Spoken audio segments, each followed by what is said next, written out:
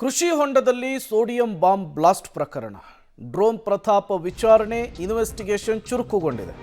Sodium bomb ಪ್ರಾಯೋಗಿಕ ಸ್ಫೋಟ ಪ್ರಕರಣಕ್ಕೆ ಸಂಬಂಧಪಟ್ಟಂತೆ ಪೊಲೀಸ್ ಕಸ್ಟಡಿಯಲ್ಲಿರುವಂತಹ ಡ್ರೋನ್ ಪ್ರತಾಪ್ಗೆ ವಿಚಾರಣೆಯನ್ನು ಮುಂದುವರಿಸಿದ್ದಾರೆ ಪೊಲೀಸರು. ಹೆಚ್ಚಿನ ವಿಚಾರಣೆಗೆ ತುಮಕೂರಿನಿಂದ ಬೆಂಗಳೂರಿಗೆ ಕರೆತರ್ತಿದ್ದಾರೆ ಅನ್ನುವಂತಹ ಮಾಹಿತಿ ಸಿಗ್ತಾ ಇದೆ. ಕೃತ್ಯಕ್ಕೆ ಬಳಸಿದ ವಾಹನ, ಕ್ಯಾಮೆರಾ ಜಪ್ತಿಗೂ ಕೂಡ ಪೊಲೀಸರು ಮುಂದಾಗಿರುವಂತಹದ್ದು. ಸೋಡಿಯಂ ಖರೀದಿಸಿದ ಬೆಂಗಳೂರಿನ ಅಂಗಡಿಯಲ್ಲೂ ಕೂಡ ಪಂಚನಾಮೆ. ಈ ಮೂಲಕ ಡ್ರೋನ್ ಪ್ರತಾಪ್ ಇನ್ವೆಸ್ಟಿಗೇಷನ್ ಮತ್ತಷ್ಟು ಚುರುಕುಗೊಂಡಿದೆ. ನಿನ್ನೆ ಅಷ್ಟೇ ಕೃಷಿ ಹೊಂಡದಲ್ಲಿ ಬ್ಲಾಸ್ಟ್ ಆಗಿತ್ತಲ್ಲ, ಅಲ್ಲಿ ಪಂಚನಾಮೆ ಮಾಡುವಂತಹ, ಸ್ಪಾಟ್ ಮಹಜರು ಮಾಡುವಂತಹ ಕೆಲಸ ಆಗಿತ್ತು. ಅದರ ಮುಂದುವರೆದ ಭಾಗ ಎಂಬಂತೆ ಕ್ಯಾಮರಾ ಜೊತೆಗೆ ವಾಹನ ಎಲ್ಲವನ್ನೂ ಕೂಡ ಜಪ್ತಿ ಮಾಡಲಾಗ್ತಾ ಇದೆ. ಜೊತೆಗೆ ಇವರು ಸೋಡಿಯಂ ಪರ್ಚೇಸ್ ಮಾಡಿದ್ರಲ್ಲ, ಆ ಅಂಗಡಿಗೂ ಕೂಡ ಭೇಟಿ ಕೊಟ್ಟು ಅಲ್ಲೂ ಕೂಡ ಪಂಚನಾಮೆಯನ್ನು ನಡೆಸಲಿಕ್ಕೆ ಮುಂದಾಗ್ತಾ ಇದ್ದಾರೆ.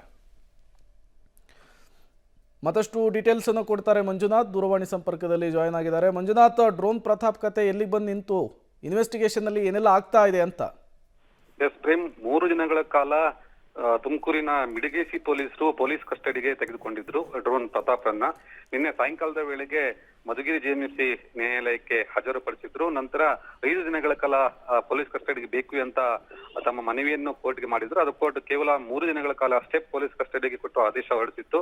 ಸೊ ಈ ಹಿನ್ನೆಲೆಯಲ್ಲಿ ಪಂಚನಾಮೆ ಮಾಡುವಂತ ಮತ್ತು ಬೇರೆ ಬೇರೆ ಕೃತ್ಯಕ್ಕೆ ಉಪಯೋಗಿಸಿದಂತ ಉಪಕರಣಗಳನ್ನ, ಸಲಕರಣೆಗಳನ್ನ ಅವರು ರಿಕವರಿ ಮಾಡುವಂತ ಏನು ಕೆಲಸಕ್ಕೆ ಪೊಲೀಸರು ಮುಂದಾಗಿದ್ದಾರೆ. ಹಾಗಾಗಿ ನಿನ್ನೆ ದಿನನೇ ಸ್ಪಾಟ್ ಮಹಜರು ಮಾಡಿದ್ರು. ಅಂದ್ರೆ ಕೃತ್ಯ ನಡೆಸಿದಂತಹ ಘಟನಾ ಸ್ಥಳಕ್ಕೆ ಜನಕಲೋಟೆ ಗ್ರಾಮಕ್ಕೆ ತೆಗೆದುಕೊಂಡು ಹೋಗಿದ್ರು. ಅಲ್ಲಿ ಕೃಷಿ ಹೊಂಡದಲ್ಲಿ ಯಾವ ರೀತಿ ಸ್ಫೋಟ ಮಾಡಿದ್ರು, ಏನು ಎತ್ತ ಎನ್ನುವುದರ ಬಗ್ಗೆ ಎಲ್ಲಾ ರೀತಿಯ ಮಾಹಿತಿಯನ್ನು ಪಡ್ಕೊಂಡಿದ್ರು. ಆ ನಂತರ ಇವತ್ತು ಏನ್ ಮಿಡಿಗೇಸಿಯಿಂದ ಬೆಂಗಳೂರಿಗೆ ಈಗಾಗಲೇ ತಲುಪಿರುವಂತದ್ದು.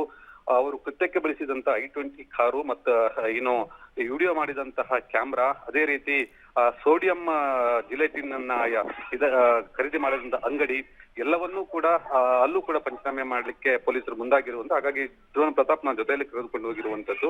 ಇವತ್ತು ಸಂಜೆ ವೇಳೆಗೆ ಮೇ ಬಿ ಎಲ್ಲಾ ರೀತಿಯ ಪಂಚನಾಮೆ ಕೆಲಸ ಮುಗಿಯುತ್ತಾ ನಂತರ ಮತ್ತೆ ತನಿಖೆ ಶುರು ಮಾಡ್ತಾರೆ. ಸೋಮವಾರ ಅಥವಾ ಮಂಗಳವಾರದಂದು ಮತ್ತೆ ಕೋರ್ಟ್ಗೆ ಹಾಜರುಪಡಿಸುವಂತ ಎಲ್ಲ ಸಾಧ್ಯತೆ ಇದೆ. Prem Kumar. Okay, thank you Manjunath ತಮ್ಮೆಲ್ಲ ಮಾಹಿತಿಗಾಗಿ.